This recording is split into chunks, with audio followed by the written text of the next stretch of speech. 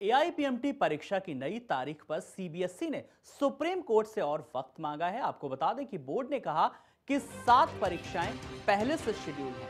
AIPMT परीक्षा 4 हफ्तों में मुमकिन नहीं। सुप्रीम कोर्ट बृहस्पतिवार को central board of secondary education यानी सीबीएसई की याचिका को सुनने के लिए राजी हो गया है। याचिका में सीबीएसई ने कहा है कि बोर्ड के लिए 4 हफ्तों में all India pre medical test दोबारा कराना संभव नहीं है। तो सीबीएसई ने इसके लिए कोर्ट से 3 महीने का वक्त मांगा है। सीबीएसई ने यह भी कहा कि बोर्ड को एआईपीएमटी दोबारा कंडक्ट कराने के लिए ज्यादा वक्त चाहिए। कोर्ट अब शुक्रवार को सीबीएसई की याचिका पर सुनवाई करेगा। आपको बता दें कि 15 जून को कोर्ट ने सीबीएसई को 4 हफ्ते के लिए दोबारा एआईपीएमटी एग्जाम कराने के निर्देश दिए थे। कोर्ट ने यह फैसला एग्जाम में की गई अनियमितताओं के कारण दायर की गई याचिकाओं के जवाब में सुनाया था। सीबीएसई ने दोबारा एग्जाम कराए जाने वाली याचिका का विरोध करते हुए कहा था कि इसमें लंबी प्रक्रिया का पालन करना पड़ेगा। इसके बाद न्यायमूर्ति आर.के. अग्रवाल और न्यायमूर्ति अमिताभ रॉय की अध्यक्षता वाली सर्वोच्च न्यायालय की अवकाशकालीन पीठ ने अपना फैसला सुरक्षित रख लिया है। और विशेष संवाददाता अरविंद सिंह हमारे साथ एक बार फिर जुड़ गए हैं ज्यादा जानकारी के साथ। अरविंद, इस परीक्षा को लेकर के जिस तरीके से अब नई बातें सामने आ रही हैं, क्या कुछ चीजें अब सामने आ रही हैं कि 4 हफ्तों में परीक्षा कराना संभव नहीं है, ये कहा है सीबीएसई ने, क्या कुछ कहा गया है इस पूरे मामले को लेकर, आपसे जानना चाहेंगे।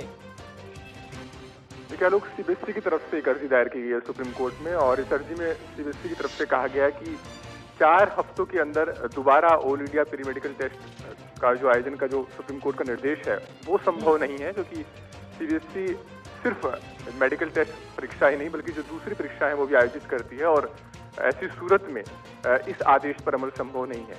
3 महीने का वक्त सीबीएसई की तरफ से कोर्ट से मांगा गया है कि कम से कम 3 महीने का उनको वक्त दिया जाए ताकि वो फिर से परीक्षा आयोजित कर सके। सुप्रीम कोर्ट ने इस अर्जी को सुनवाई के लिए मंजूर कर लिया है, और कल सुप्रीम कोर्ट इस अर्जी पर सुनवाई करेगा, और उसके बाद कोर्ट ये वक्त तय कर सकता है कि आखिर कितना वक्त दिया जाए सीबीएसई को इस परीक्षा को फिर से आयोजित करने का।